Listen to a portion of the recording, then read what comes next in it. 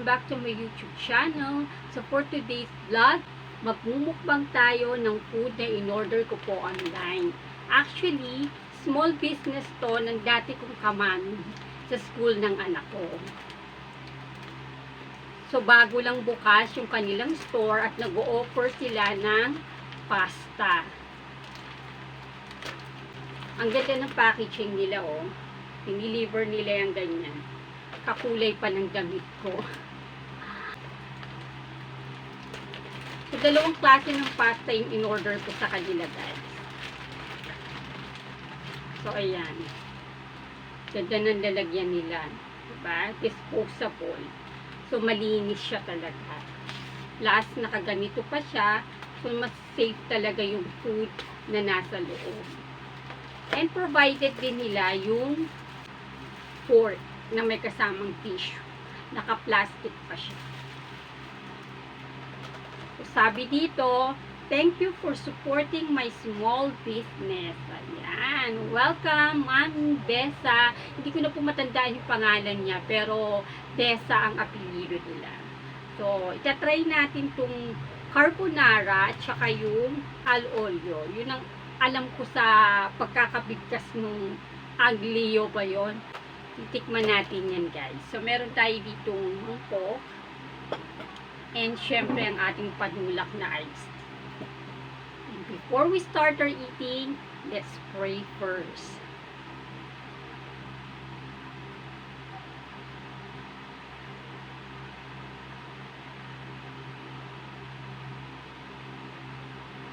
So, lately, medyo nag-crave ako sa mga pasta. Aside dun sa spaghetti na palagian din namin niluluto dito sa bahay.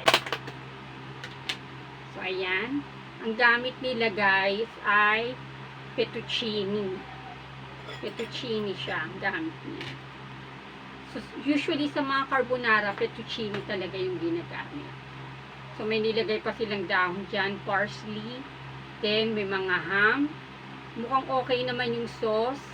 Mukhang marami naman siya at sapat para din sa pasta na nakalagay dito sa tub. Then, meron siyang mushroom. And, of course, meron siyang cheese. Ayan. So, haluin natin siya, guys. Para mag-mix up yung sauce sa pasta ng maayos. So, habang hinahalo ko siya, okay naman. Hindi naman siya natutuyo. Sapat naman yung sauce na nakalagay.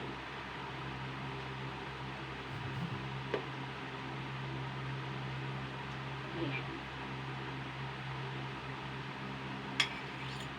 Walang tayo.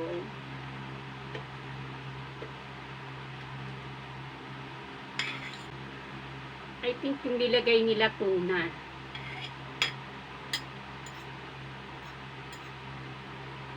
Manan natin.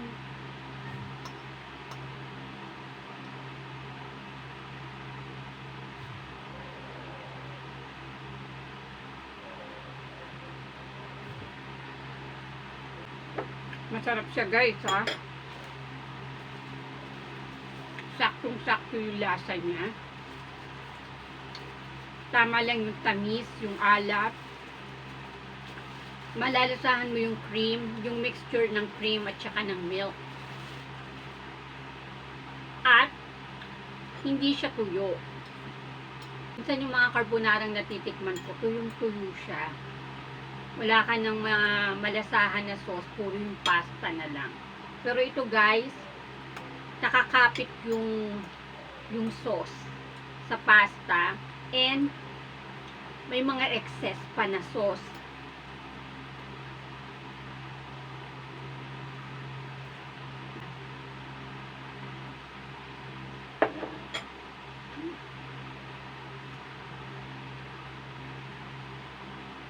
Masarap.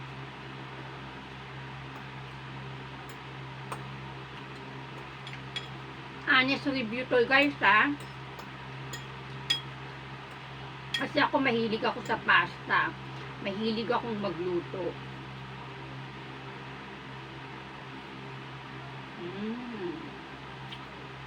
Sarap.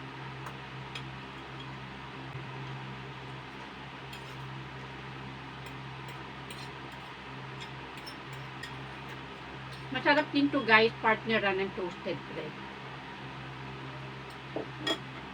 Para kumpleto talaga yung snack mo.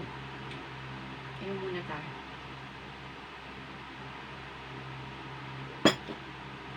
So, try naman natin guys yung isang pasta.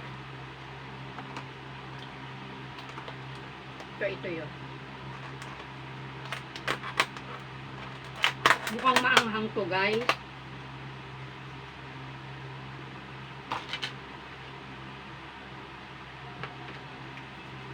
Tikman natin. Haluin muna natin siya para mag-mix up yung sauce. So, ito yung tsura niya guys.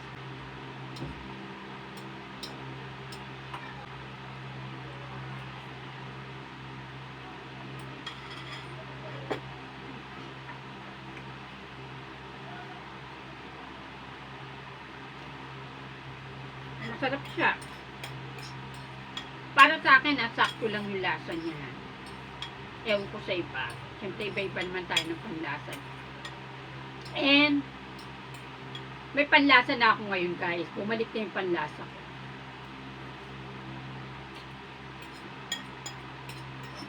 Sarap. Pero to rate, mas gusto ko yung carbonara. Kasi sa Leo ba ang ano, hindi ko alam kung paano pa-pronounce guys. A-G-L-I-O. Paano pa-pronounce? Ang alam ko sa ganyan, ang pronunciation niya is, ang alam ko sa ganyan, ang pronunciation niya, al-olio. Hindi ko alam kung paano pigkasin yung aglio. Siyempre, babalikan natin tong isa kasi ito yung nagustuhan ko. Ito yung kakainin natin.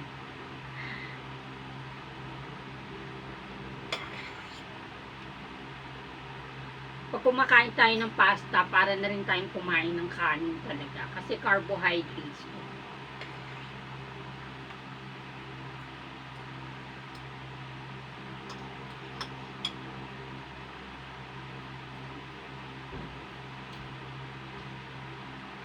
Mas gusto ko talaga lasa nito. Sarap din naman yung isa. Kaya lang mas nagustuhan ng dila ko itong isang pasta.